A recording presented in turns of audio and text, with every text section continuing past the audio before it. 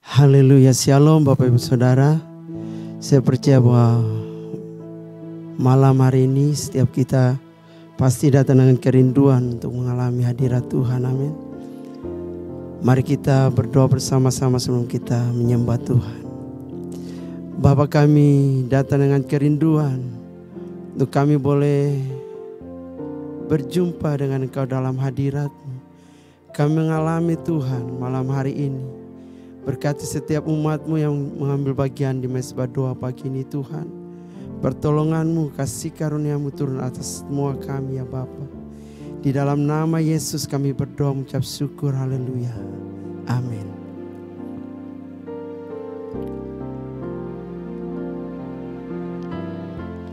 Bapakku rindu menyenangkan-Mu, bawaku lebih dalam untuk mengenal-Mu. Bapakku pintar, layakkan aku,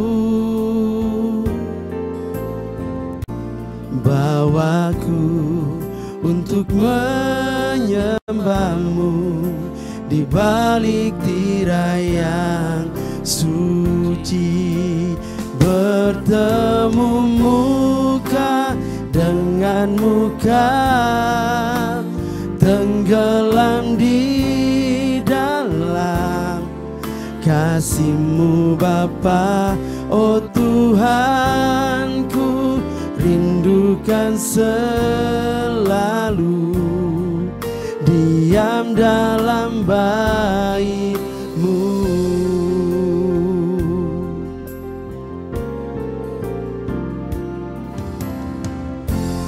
Bapakku rindu menyenangkan-Mu, ajarku lebih dalam untuk mengenal-Mu.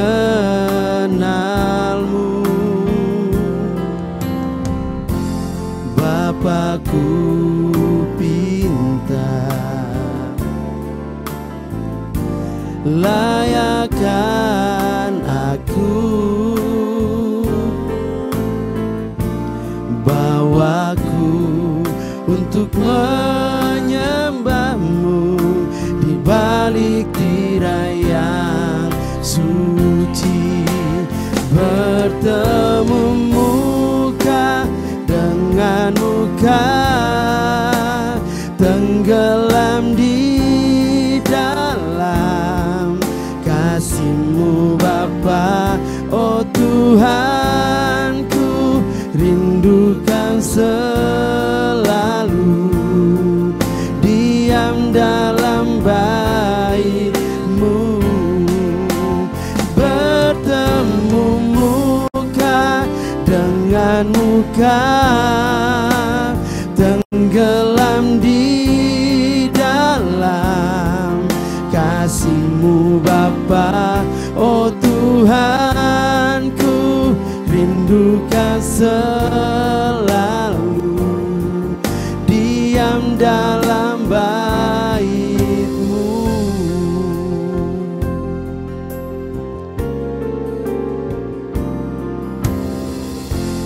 Bapakku rindu menyenangkan-Mu,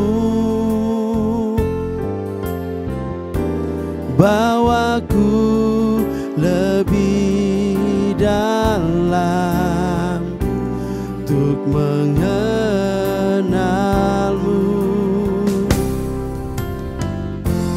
Bapakku pintar, layakkan aku, bawaku untuk menyembahmu di balik tirai yang suci. Bertemu muka dengan muka, tenggelam di dalam kasih-Mu Bapa. Oh Tuhanku, rindukan selalu diam dalam bait-Mu.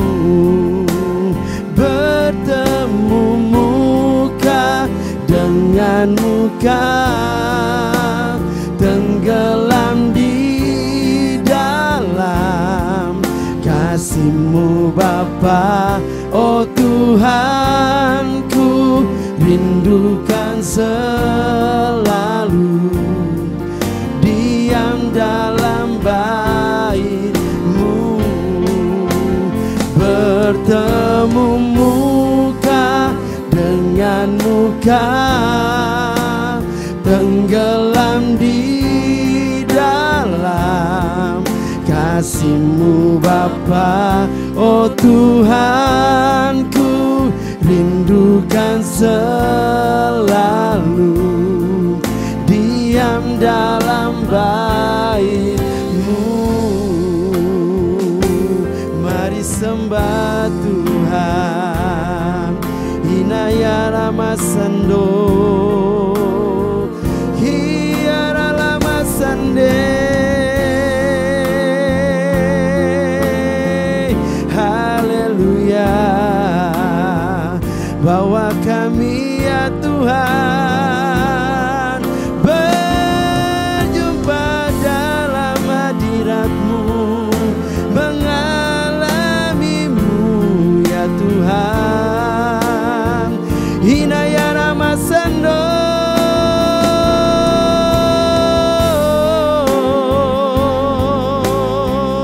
Hiara Lamasande. Hadirat-Mu kekuatan kami, Hiana Yara Lamasando. Kami rindu Tuhan akan Engkau, kami rindu mengalami pertolongan-Mu, Hiara Yara Masane. Haleluya, oh, kami percaya hadirat-Mu sanggup memulihkan kami, sanggup menyembuhkan umat-Mu.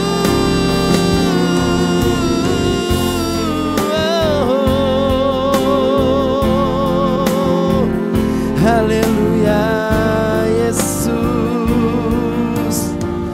hadirat-Mu kekuatan kami, hadirat-Mu Tuhan segala-galanya bagi kami. Korabasikara-lama. Mari Bapak Ibu Saudara naikkan pujian.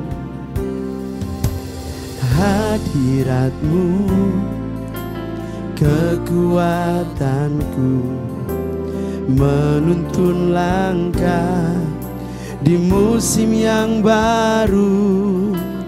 Berjalan dengan Tuhan, tak pernah ku ragu, menggenapi janji dan rencana-Mu.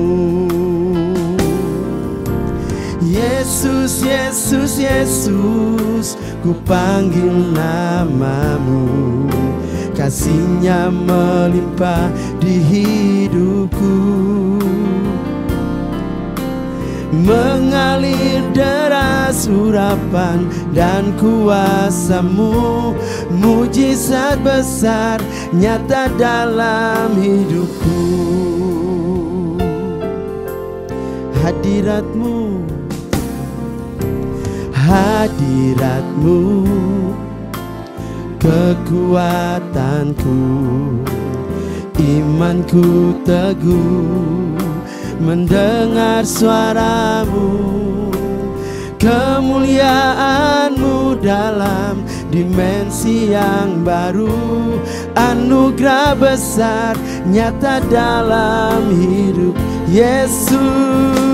Oh Yesus, Yesus, Yesus, ku panggil namamu, kasih-Nya melimpah di hidupku, mengalir, mengalir deras urapan dan kuasa-Mu, mujizat besar nyata dalam hidupku. Yesus, Yesus, Yesus, Yesus, Yesus, ku panggil namamu, kasih-Nya melimpah di hidupku, mengalir, mengalir deras urapan dan kuasa-Mu, mujizat besar nyata dalam hidup. Mari sembah Tuhan, haleluya. Hinaya ramasando, kiara lamasande, hadiratmu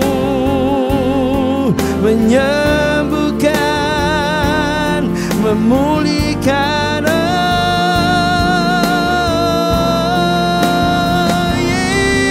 Yesus,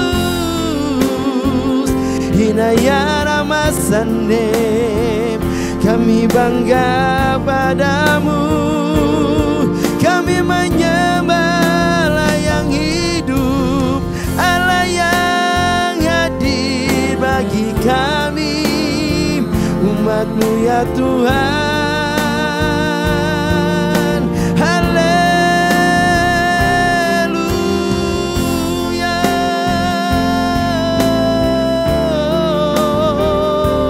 Hiramasiki aralabasane, ora sakara labaralabase. Haleluya. Yesus, namamu berkuasa, namamu ajaib, nama dan segala nama. Haleluya. Yesus, Yesus, Yesus, ku panggil namamu, kasih-Nya melimpah di hidupku. Amin. Mengalir deras urapan dan kuasa-Mu, mujizat besar nyata dalam hidupku. Mari sekali lagi panggil namanya, haleluya. Yesus, Yesus, Yesus, ku panggil namamu, kasih-Nya melimpah di hidupku, mengalir deras urapan dan kuasa-Mu, mujizat besar nyata dalam hidupku. Anugerah, anugerah besar nyata dalam hidupku, perkara besar, perkara besar nyata dalam hidupku.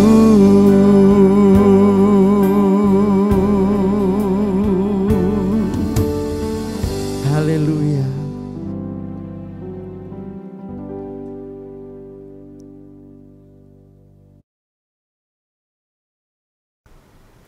Haleluya. Gimana kabar saudara? Malam ini saya berdoa supaya keadaan saudara dalam keadaan yang baik, ya. Saya ingin terus kita belajar bagaimana Yesus mengajar murid-muridnya, dan kita kupas pengajaran-pengajaran Yesus yang sangat basic, dan saya ingin melanjutkan bagian yang Matius pasal yang kelima. Mari kita membaca Matius pasal kelima. Ini adalah khotbah Yesus di atas bukit, ya. Ada orang yang menyebutkan tempat itu namanya Bukit Sabda Bahagia, ya, karena kita orang Indonesia sesuai judulnya. Tapi kalau saudara di sana tidak ada tulisan Bukit Sabda Bahagia, yang ada disebut sebagai Mount Beatitude. Karena di tempat itu, kenapa disebut Mount of Beatitude?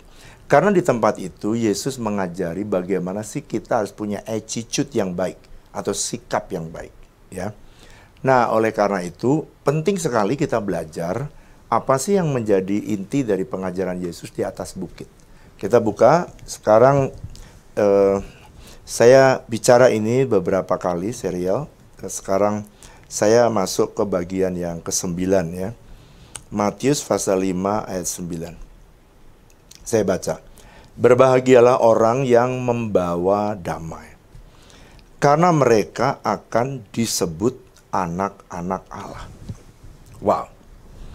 Jadi Yesus berkata, hendaklah kamu menjadi pembawa damai. Apa sih Pak artinya pembawa damai? Ada orang yang membawa masalah, troublemaker. Tapi ada juga orang yang menjadi pembawa damai.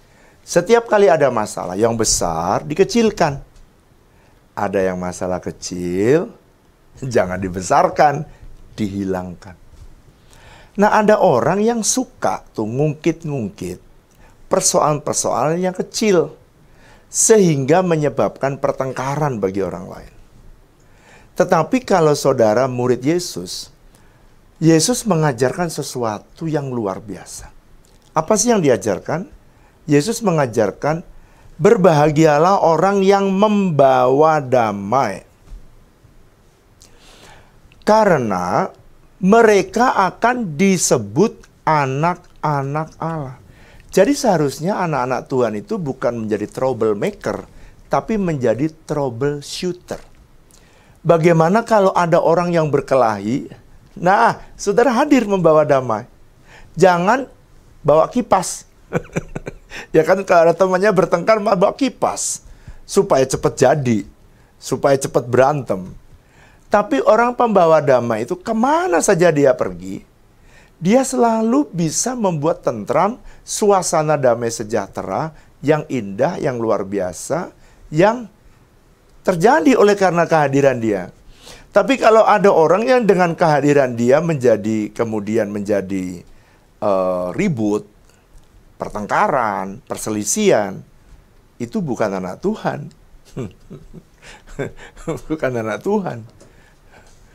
Nah, anaknya siapa, Pak? Yesus pernah bicara sama orang-orang Farisi. Iblislah bapakmu, gitu, saudara. Jadi yang suka membuat pertengkaran, membuat perpecahan, nggak ada lagi bapak perpecahan, ya setan.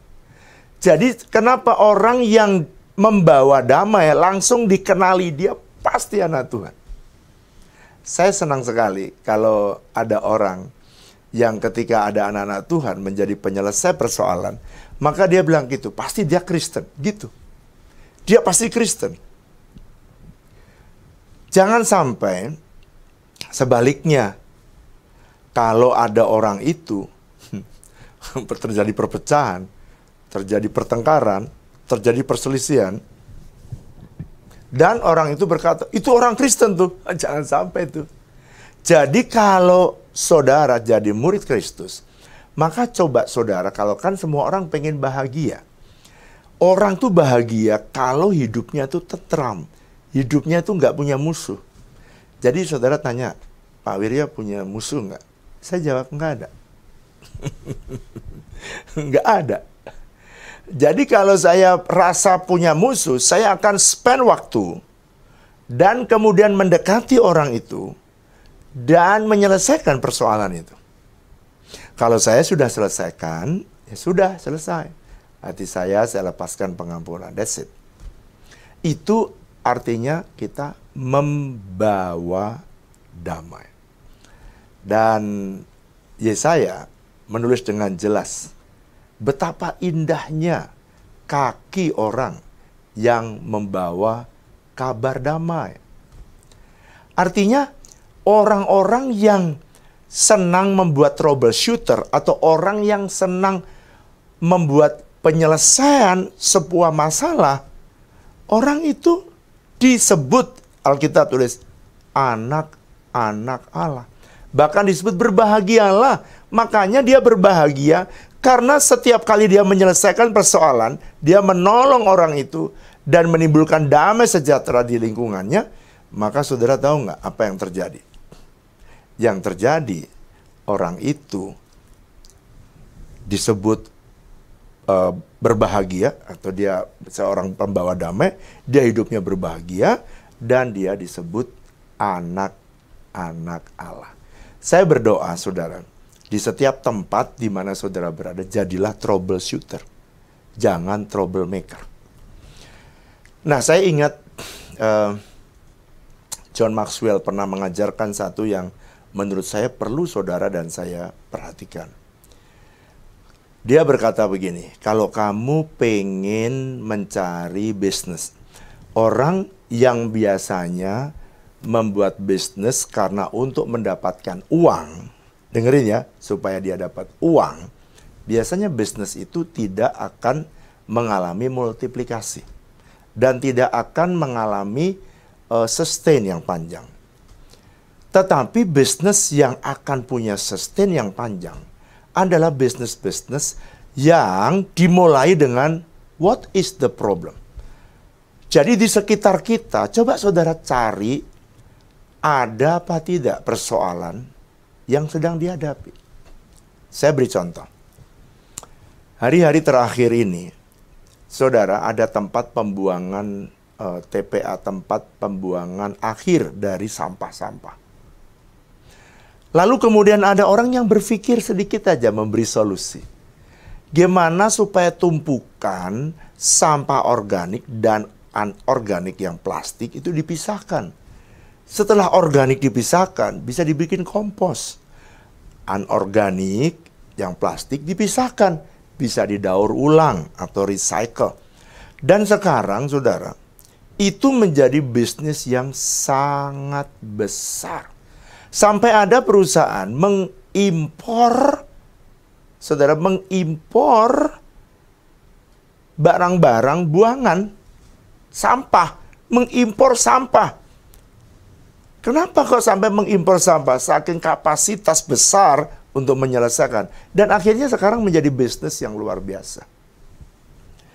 Saya punya teman, karena dia punya persoalan yang berat, lalu kemudian dia mengalami persoalan, makanya dia dikonseling. Setelah dia dikonseling, kemudian dia jadi baik. Setelah dia jadi baik, dia melihat orang-orang yang seperti dia tergerak dan terharu, sehingga dia memperdalam dirinya dengan ilmu konseling. Dan sekarang, saudara, dia bisa menjadi troubleshooter dari setiap masalah yang ada. Bahkan itu bisa menjadi pelayanannya dia, bisa jadi bisnisnya dia, bahkan bisa jadi berkat bagi banyak orang. Jadi, orang pembawa damai itu orang yang membawa solusi. Bukan orang yang membawa masalah. Dan hadiahnya, saudara, menjadi anak-anak Tuhan, anak Allah. Artinya Allah Bapamu yang besar, yang punya langit dan bumi, menempatkan dirinya sebagai Bapa, dan kamu ditempatkan Tuhan sebagai anak.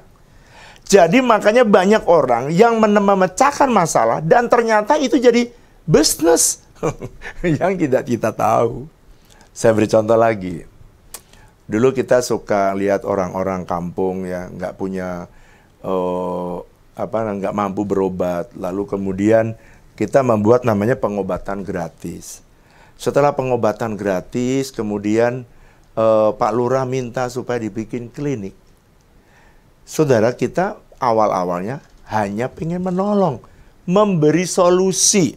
Orang yang sakit kita tolong, orang yang bibirnya sumbing kita tolong, orang yang sakit hernia kita tolong, orang yang sakit gigi kita cabut, kita obatin. Tapi ternyata tanpa kita sadari, ketika kita memberi solusi, ternyata di situ Tuhan menempatkan pelayanan kita justru. Pelayanan di dalam klinik kita. Jadi pelayanan sendiri. Lalu kemudian bertumbuh lagi menjadi sebuah hospital. Itu dimulai dari kerinduan untuk memberi solusi. Jadi kalau orang itu selalu berpikir mencari solusi, dia tidak akan menimbulkan pertengkaran. Justru kalau saudara terbiasa berpikir mencari solusi, itu bisa menjadi bisnis, bisa menjadi pelayanan yang sustain, yang bahkan bisa membiayai dirinya sendiri. Dulu kita ngobatin orang, saya mesti keluarkan uang. Saya kalau pesta rakyat, nyunatin orang, ngobatin orang, kita habiskan uang gereja begitu banyak. Saudara, sekarang dengan adanya kita punya klinik, dengan kita punya rumah sakit atau resource hospital, sekarang kita bisa menolong orang tanpa mengeluarkan biaya lagi dari dalam gereja. Karena mereka sudah bisa membiayai dirinya sendiri. Nah, tanpa disadari menjadi social enterprise, menjadi bisnis yang sosial, menjadi pelayanan sosial yang dikelola dengan profesional. Dengan cara itulah sometimes saudara menjadi pembawa damai. Dan Tuhan senang dengan orang-orang yang punya mentalitas pembawa damai, pemberi solusi. Ya, saya berdoa, Pak, kenapa sih damai itu penting? Karena damai itu mahal. Mahal. Saudara, orang kalau nggak dapat damai, dia stres. Makanya ada lagu yang bagus. Katakan damai yang diberikan. Itu damai itu sangat besar. Damai yang dia berikan sangat besar. Damai yang jadikan hati gemat Tuhan besertaku sepanjang jalanku, ku serahkan padanya, Yesus Tuhan. Sekali lagi katakan, damai yang dia berikan sangat besar. Damai yang jadikan hati gemat, salam Tuhan besertaku sepanjang jalanku, ku serahkan padanya, Yesus Tuhan.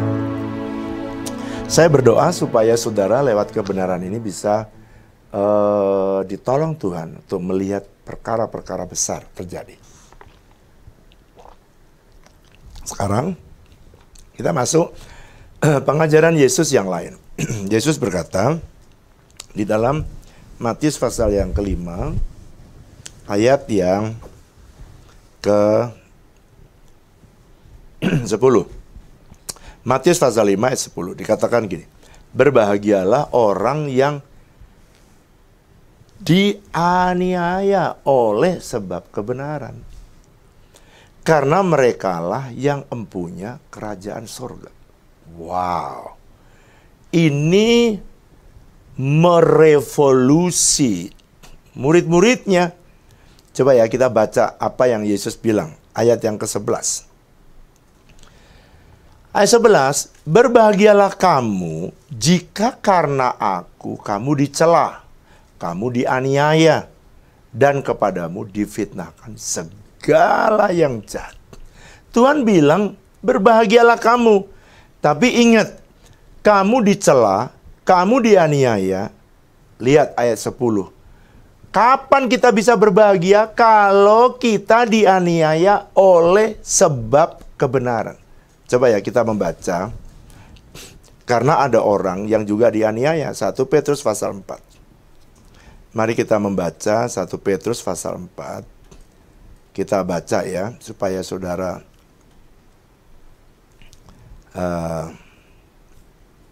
mendapatkan understanding. supaya saudara, ini caranya orang Kristen hidup ya. Mari baca ayat 12. Saya akan baca 1 Petrus 4 ayat 12. Saudara-saudara yang kekasih, janganlah kamu heran akan nyala api siksaan yang akan datang kepadamu sebagai ujian, seolah-olah ada sesuatu yang luar biasa terjadi atas kamu. Sebaliknya, bersukacitalah sesuai dengan bagian yang kamu dapat dalam penderitaan Kristus, supaya kamu juga boleh bergembira dan bersukacita pada waktu Ia menyatakan kemuliaannya.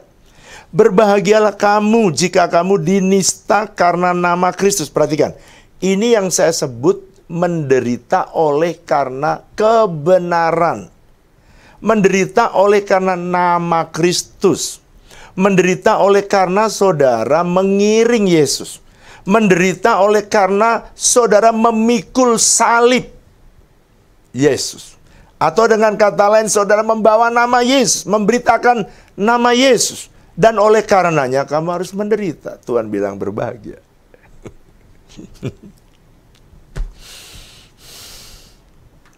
Ayat 14. Berbahagialah kamu jika kamu dinista karena nama Kristus. Sebab, ini dia, roh kemuliaan, yaitu roh Allah, ada padamu. Jadi ternyata penderitaan atau aniaya, Tuhan tidak pernah berjanji ya bahwa saudara jadi orang Kristen tanpa ada aniaya. Nggak pernah. Lalu mulus jadi orang Kristen tanpa ada tantangan. Enggak. Justru yang Tuhan bilang, saudara, ketika saudara mengaku dirimu Kristus, murid Kristus, saudara mengaku dirimu anak Tuhan, itu seketika tuh setan dan teman-temannya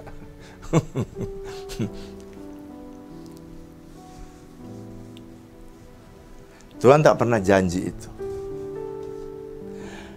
Tetapi Tuhan janji, kalau kamu menderita karena Kristus, karena kebenaran, Roh Kristus, Roh Kudus, Roh kemuliaan turun atas kamu. Itu sebabnya saudara, Stefanus, dia pernah pada waktu dia dirajam, dia nggak ngalami ketakutan, justru roh kemuliaan turun. Itu sebabnya kalau saudara dipojokkan, dihina, dicaci maki, mau naik pangkat susah karena Kristus.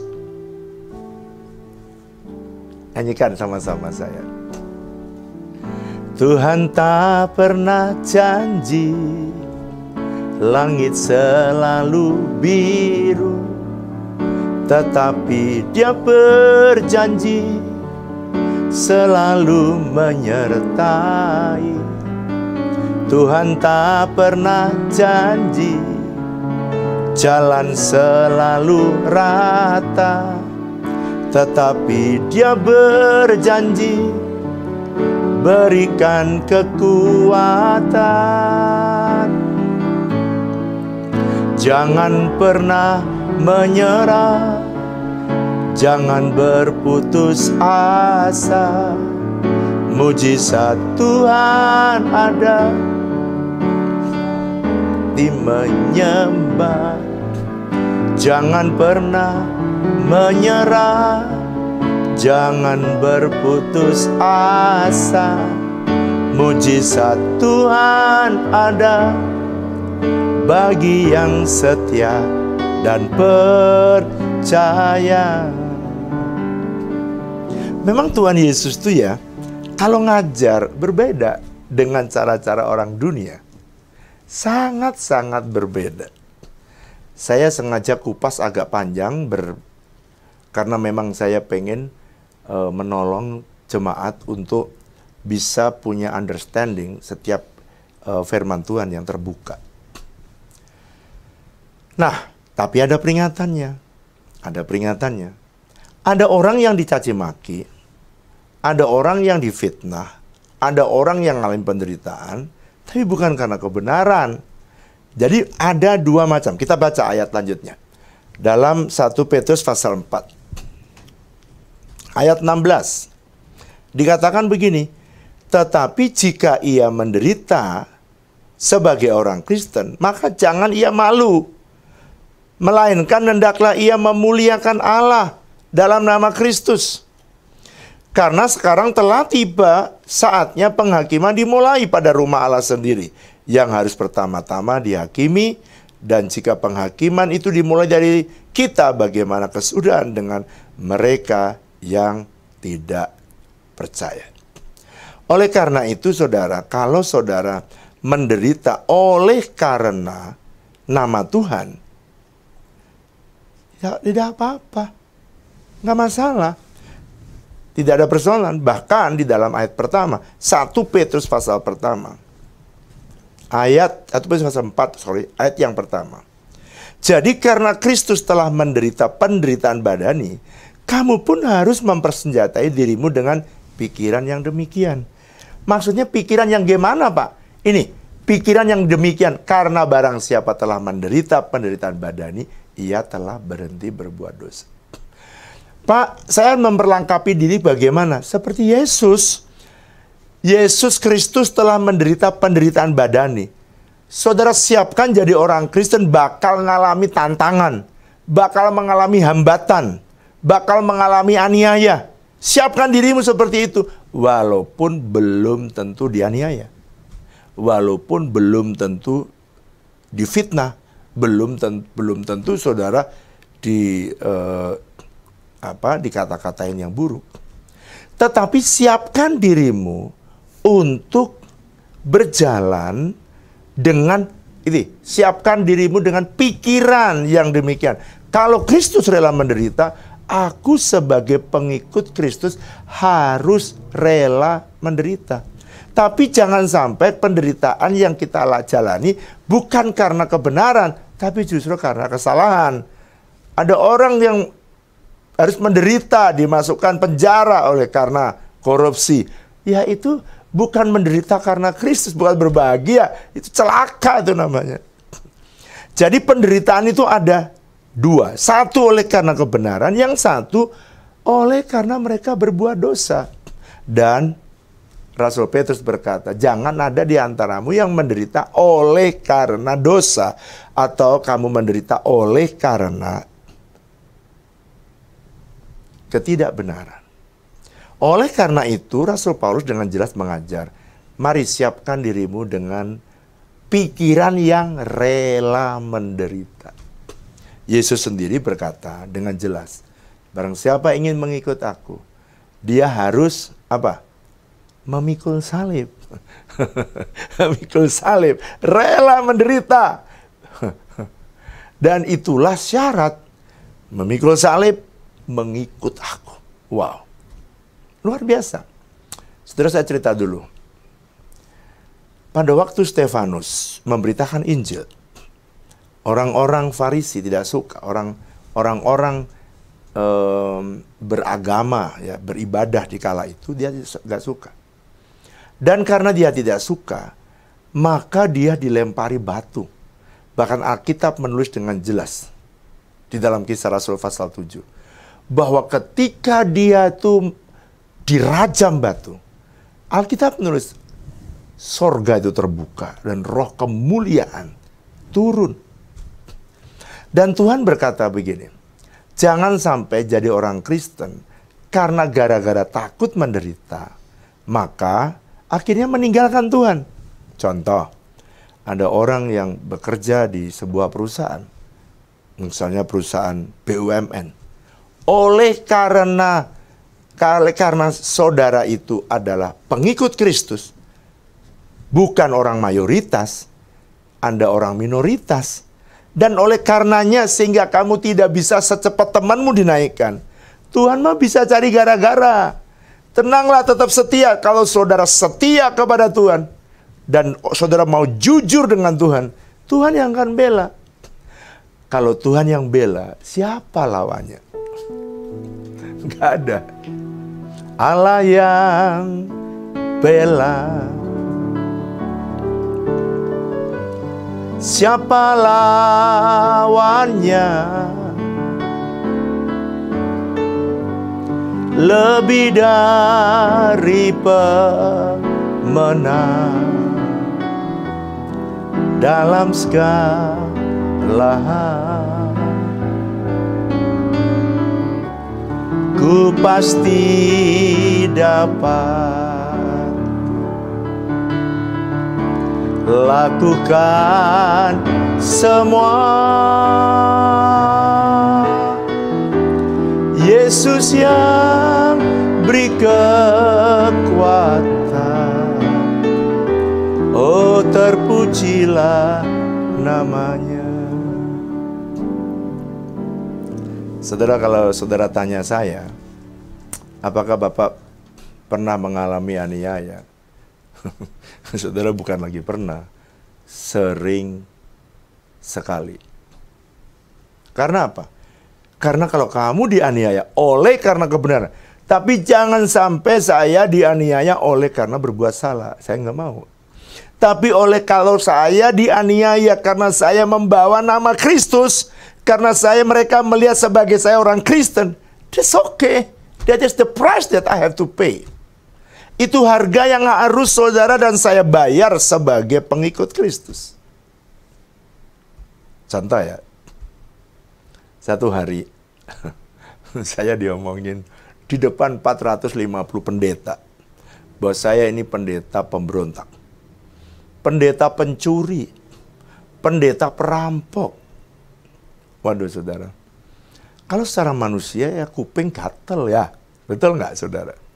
Sampai anak rohani saya, gembala-gembala cabang, yang dia perkasa, tubuhnya tinggi, tegar, kekar, dia berdiri, dia di samping saya, dia berdiri mau ngambil mic. Oh, itu orang yang ngomong di depan itu, dan dia mau membalas dengan kalimat-kalimat yang menyakiti orang yang bicara. Lalu kemudian dia toleh saya, loh, Bapak yang diomongin pemberontak, yang diomongin pencuri, diomongin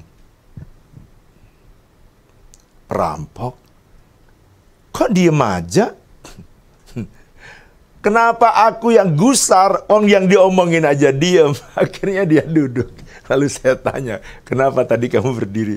Saya mangkel, Pak. Saya pengen bela Bapak, tapi Bapak diem aja. Ya gak apa-apa. Saya duduk lagi, Pak. Ngapain? Bapak aja adem ayem, kenapa saya marah? Dan sekarang anak-anak saya belajar. Ya, kamu belajar difitnah Yesus. Ini belum apa-apa kita. Yesus itu difitnah, ditampar, nggak bales. Dan Tuhan bilang, berbahagialah kamu. Jadi kalau saya mengalami penderitaan karena Kristus, it's okay. Saya berulang kali, saya sering cerita. Saya beritakan Injil, saya lagi khotbah di Cilegon. Lagi khotbah, dilemparin batu, dor, masuk. Gentengnya pecah, masuk ke dalam rumah. Dan itu berulang kali. Saya lagi gitar, lagi mimpin kersel di satu tempat di Pandeglang, saya ingat saya. Itu kaca depan rumah orang itu dilemparin batu dan pecah. Jadi saya sebenarnya sih, kalau mau ngikutin aniaya, saya udah gemetar.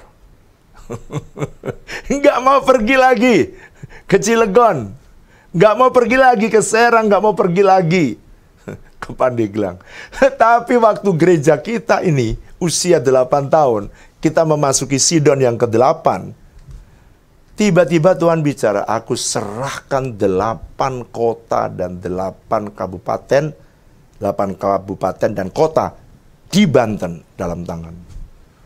Wah, pada waktu saya terima pesan itu, saya di kepala saya siap menderita. Gitu, siap menderita. Karena saya udah masuk Banten sebelum Tuhan memberikan perintah itu. Tapi saudara, ngalami nggak aniaya? Ngalami. Ngalami nggak hambatan? Ngalami. Kita buka gereja, ditutup. Buka lagi, ditutup. Berhenti? Enggak. Karena Yesus sudah pernah bilang, berbahagialah. Sekarang saudara, saya kagum sama Tuhan. Setelah sekian tahun, kita bisa buka gereja ada di Maja. Ditutup berapa puluh kali saya nggak tahu. Tetapi yang jelas hari ini, mereka yang tadinya menutup, mereka yang garang, mereka yang melarang kita, semua jadi sahabat kita. Mereka belum bersahabat saja, belum kenal kita. Begitu jadi teman kita, sekarang tidak ada lagi, saudara. Makanya sudah belajar berdamai dengan semua orang. Oke? Dan jangan pernah membalas orang yang menyakiti saudara. Masa nggak boleh Pak balas? Coba ya kita baca ayatnya. Supaya saudara ngerti bahwa jangan pernah membalas. Roma pasal 12. Kitab Roma pasal 12.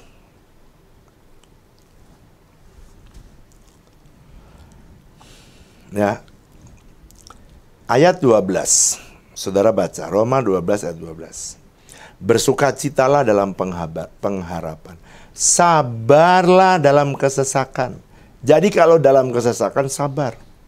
Dan bertekunlah di dalam doa. Nih perhatikan nih. Bantulah dalam kekurangan orang-orang kudus. Dan usahakanlah dirimu untuk selalu memberikan tumpangan. Berkati, perhatikan 14. Berkati siapa yang menganiaya kamu. Berkati dia dan jangan mengutuk. Coba saudara. Suruh berkati orang yang justru menganiaya kita, suruh berkati. Makanya saya tidak pernah mengeluarkan kata-kata negatif, kata-kata kutuk. Nggak mau saya. Saya berkati. Nah, ini ayat yang terakhir. Janganlah kamu membalas kejahatan dengan kejahatan, ayat 17. Roma 12 ayat 17. Jangan kamu membalas kejahatan dengan kejahatan. Lakukan apa yang baik bagi semua orang. Sedapat-dapatnya kalau hal itu bergantung padamu, hiduplah dengan perdamaian dengan semua orang. Saudara-saudaraku yang kekasih, janganlah kamu sendiri menuntut pembalasan, tapi berilah tempat kepada murka Allah, sebab ada tertulis pembalasan itu hakku. Akulah yang akan menuntut pembalasan. Demikianlah firman Tuhan. Jadi, Tuhan berkata dengan jelas, jangan kamu balas kejahatan dengan kejahatan, tapi berkati. Oke? Beri minum, ini ayat yang ke-20 tuh. Beri minum kalau seterumu lapar, beri makan. Beri minum kalau seterumu haus. Jadi dengan kata lain, ketika kita harus menderita oleh karena nama Kristus, Yesus bilang, berbahagialah kamu. Berbahagia kalau kamu dianiaya oleh kebenaran. Kenapa Pak? Kita kembali ya, Roma pasal 5. Kembali Roma pasal 5. Matius pasal 5. Kita baca Matius pasal 5. Pada waktu Tuhan berkata, berbahagialah kamu jika kamu dicela, dianiaya kepadamu, difitnahkan segala yang jahat. Ayat 12 berkata gini, bersukacitalah dan bergembiralah karena upahmu besar di sorga. Sebab dengan demikian telah dianiaya para nabi yang sebelum kamu. Saudara mau di sorga nanti ada hadiah besar kah? Atau yang kecil atau sedang? Tergantung saudara. Kalau saya memilih untuk menerima mahkota yang tersedia. Kalau Tuhan bilang, aku akan memberikan upah yang besar.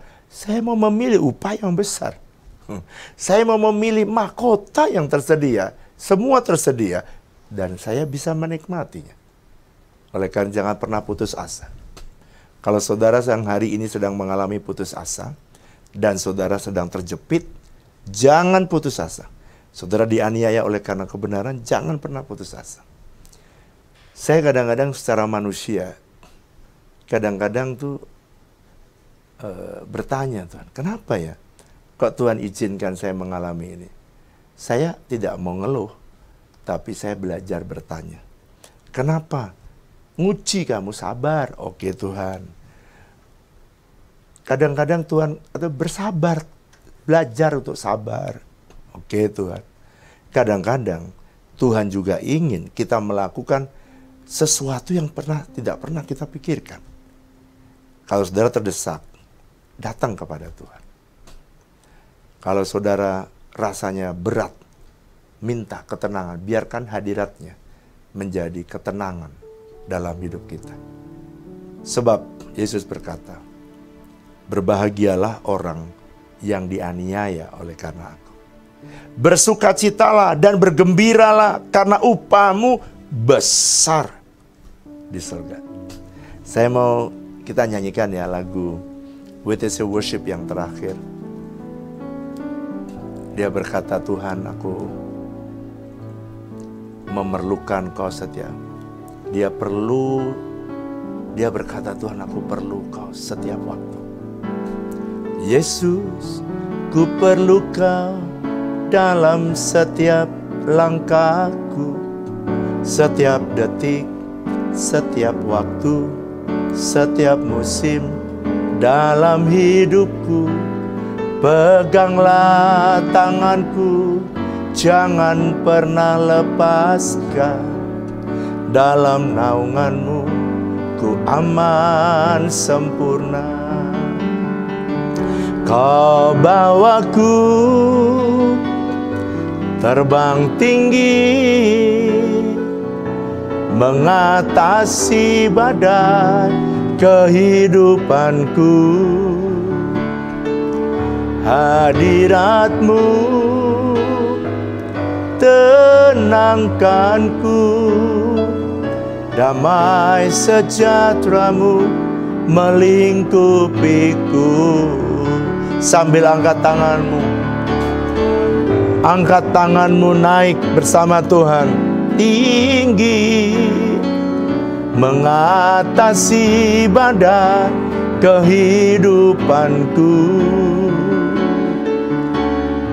Hadiratmu itu yang menenangkan, tenangkanku. Damai sejahteramu melingkup. Sambil angkat tanganmu katakan, kau bawaku, katakan terbang tinggi, terbang tinggi, mengatasi badai kehidupanku. Hadiratmu tenangkanku, damai sejahteramu melingkupiku. Mari saudara yang mengalami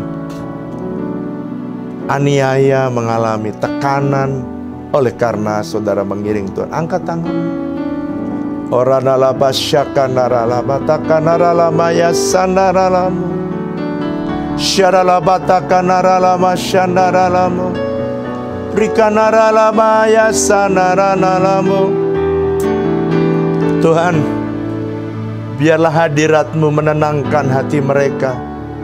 Aku minta Tuhan hadirat-Mu hadir di dalam setiap ruangan mereka, dimanapun mereka berada. Bawa mereka naik terbang bersamamu. Bawa mereka naik lebih tinggi, jauh dari semua persoalan yang mereka hadapi. Yesus Tuhan, berikan mereka kekuatan Tuhan, dan tetap setia kepadamu sampai garis akhir. Tuhan, aku berdoa biarlah anak-anak-Mu senang menjadi pembawa damai, senang untuk menjadi troubleshooter, bukan menjadi troublemaker, tapi orang-orang yang punya kerinduan untuk selalu mencari solusi yang terbaik dari setiap persoalan yang terjadi, dan selalu membawa damai. Aku berdoa Tuhan, mari angkat dua tanganmu saudara yang sakit. Tuhan, lihat tangan-tangan yang diangkat. Jamah Tuhan, jamah. Mereka yang sakit Kau jamah Dan kami mau perkatakan oleh bilur Yesus, mereka dipulihkan, mereka disembuhkan dalam nama Yesus. Ora batakanarala basyakanarala batakanarala rekanarala baya sandaralamo. Yesus, Yesus, Yesus, Yesus, Yesus, Yesus, Yesus. Korala barala batakanarala barala barala basyirikanaralamo. Yes, Lord, yes. Mungkin ada di antaramu yang ingin terobosan di dalam bisnis.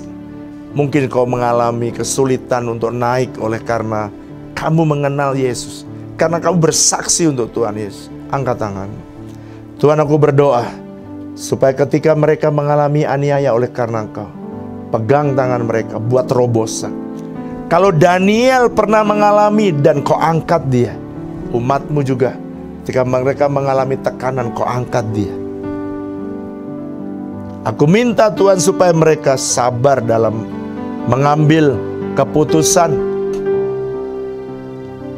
Tuhan, aku berdoa untuk anak-anakmu yang memerlukan jodoh, memerlukan pasangan hidup. Aku berdoa berikan mereka pasangan hidup. Mereka yang punya keturunan ilahi, yang mereka pengen terima keturunan ilahi, aku berdoa supaya Tuhan berkenan menjamah dan berikan keturunan ilahi dalam hidup mereka. Terima kasih Tuhan. Ajari kami supaya kami mempertahankan damai sejahtera yang Kau beri, supaya kami belajar sabar dalam segala situasi, sebab Engkau selalu beserta dengan kami. Sabar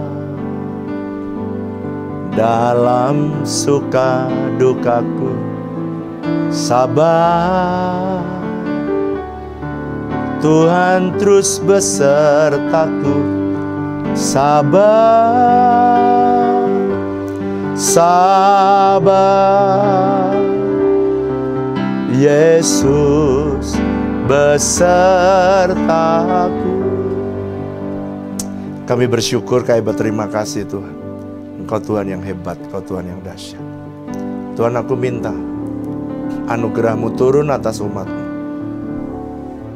Mari saudara angkat dua tanganmu, kembalilah dalam aktivitasmu. Pegang janji Tuhan. Tuhan tidak pernah meninggalkanmu. Sabar dalam kesusahanmu, sabar dalam kesulitan yang Tuhan izinkan terjadi. Tuhan tidak pernah membiarkan kamu sendirian. Biarlah berkat kasih karunia dan damai sejahtera yang berlimpah-limpah dari Allah Bapa, kasih dan cinta dari Tuhan Yesus, persekutuan yang manis dengan Allah Roh Kudus, kiranya menyertai saudara mulai hari ini bahkan sampai selama-lamanya. Yang percaya sama-sama katakan amin. Selamat malam, sampai jumpa di mesbah berikutnya. Tuhan Yesus memberkati.